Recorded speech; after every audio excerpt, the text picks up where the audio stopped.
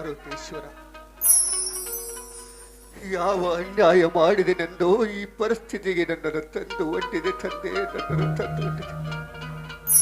ಅಲ್ಲಪ್ಪ, ಇದು ಯಾವ ಊರು, ಯಾವ ದಾರಿ ಎಂಬುದು ನನಗೊಂದು ತಿಳಿಯದಾಗಿದೆ. ನಯವಂಚಕ ಶ್ರೀಮಂತನಿಂದ ತಂಗಿಯನ್ನು ಕೊಲೆಗೈಸಿಕೊಂಡೆ. ನನ್ನ ತಮ್ಮ ಹುಲಿಯ ಎಲ್ಲಿದ್ದಾನೋ, ಏನು ಮಾಡ್ತಾ ಇದ್ದಾನೋ ನನಗೊಂದು ತಿಳಿಯಲಾಗಿದೆ.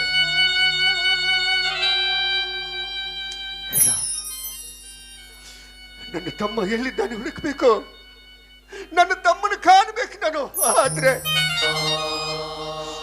3 ದಿನದಿಂದ ಹೊಟ್ಟೆಗೆ ಅನ್ನವಿಲ್ಲ, ಹೊಟ್ಟೆಯಲ್ಲಿ ಸಂಕಟ ಆಗ್ಲಿಕ್ಕಿದೆ. ಆದ್ರೆ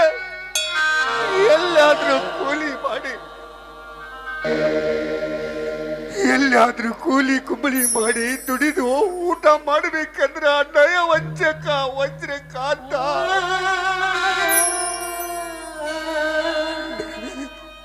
ನನ್ನ ಕಾಲನ್ನೇ ಮುರಿದಾಕಿಬಿಟ್ಟಿದ್ದಾನೆ. ದೇವಾ,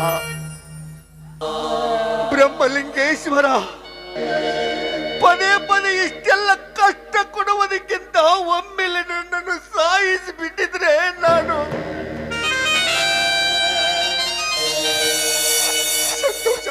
ಸಂತೋಷದಿಂದ ಪ್ರಾಣ ಬಿಡ್ತಿದ್ದೆ. ಇಲ್ಲ, ಸಾಯಬಾರ್ದು. ಯಾಕಂದ್ರೆ ಹಿಂದೆ ನನ್ನ ಕುಟುಂಬ ಇದೆ. ಎಷ್ಟಾದ್ರೂ ನಾನು ರೈತ ಹೋರಾಟಗಾರ, ನನ್ನಿಂದೆ ರೈತರಿದ್ದಾರೆ. ಬದುಕಬೇಕು, ಬದುಕಿ ಬಾಳಬೇಕು. ಇಲ್ಲಿ ನಡೆದ ತಪ್ಪನ್ನು ನನ್ನ ತಮ್ಮನಿಗೆ ಹೇಳಿ ನನ್ನ ತಮ್ಮನಿಂದ ಅವರಿಗೆ ಶಿಕ್ಷೆ ಕೊಡಿಸಲೇಬೇಕು. ಹೌದು, ನಾನು ಬದುಕಬೇಕಾದ್ರೆ ಅನ್ನ ಬೇಕು, ಅನ್ನ ಬೇಕಾದ್ರೆ ದುಡ್ಡು ಬೇಕು, ದುಡ್ಡು ಬೇಕಾದ್ರೆ ಭಿಕ್ಷೆ ಬೇಡಬೇಕು, ಬದುಕಬೇಕಾದ್ರೆ ಇಷ್ಟೆಲ್ಲ ಮಾಡಲೇಬೇಕಲ್ವಾ? ಬೇಡ್ತೀನಿ.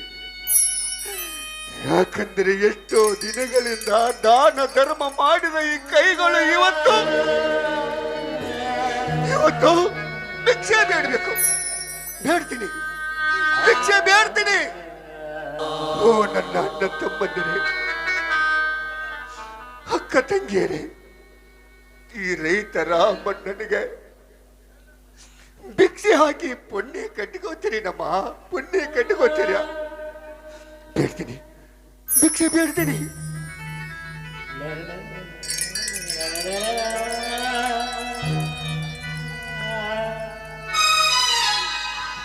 ಭಿಕ್ಷೆ ನೀಡುತ್ತದೆ, ಭಿಕ್ಷೆ ನೀಡಿ. ಅಮ್ಮಯ್ಯ ಧರ್ಮನೇ ತಾಯಿ ಕಾಸನ್ನು ನೀಡಿಸುವನೆ, ಕಾಸನ್ನು ನೀಡಿಸುವನೆ. ಅಮ್ಮಯ್ಯ ಧರ್ಮನೇ ತಾಯಿ ಕಾಸನ್ನು ನೀಡಿಸುವನೆ, ಕಾಸನ್ನು ನೀಡಿಸುವನೆ.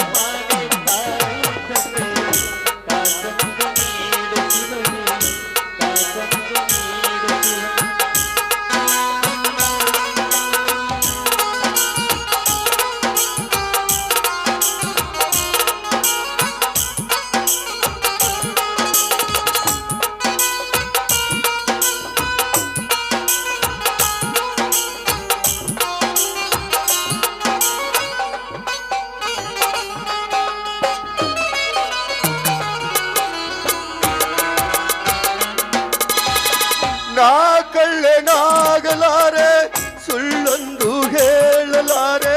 ನಾ ಕಳ್ಳನಾಗಲಾರೆ, ಸುಳ್ಳೊಂದು ಹೇಳಲಾರೆ. ಕೈ ಒತ್ತಿ ಬೇಡಿದರೆ ಕಾಸನ್ನು ನೀಡುವರು, ಕಾಸನ್ನು ನೀಡುವರು. ಕೊಡುವಂತಾದರೆ ನನಗೆಲ್ಲ ಆಸರೆ, ಕೊಡುವಂತಾದರೆ ನಮಗೆಲ್ಲ ಆಸರೆ. ನೀವೇ ದೂರಾದರೆ ಗತಿಯಿಲ್ಲ ದೇವರೇ. ಓ ಅಯ್ಯ ಅಮ್ಮಯ್ಯ ಧರ್ಮಾನಿ ಕಾಯೋ ತಂದೆ, ಕಾಸೊಂದು ನೀಡು ಶಿವನೇ, ಕಾಸೊಂದು ನೀಡು ಶಿವನೇ. ಅಮ್ಮ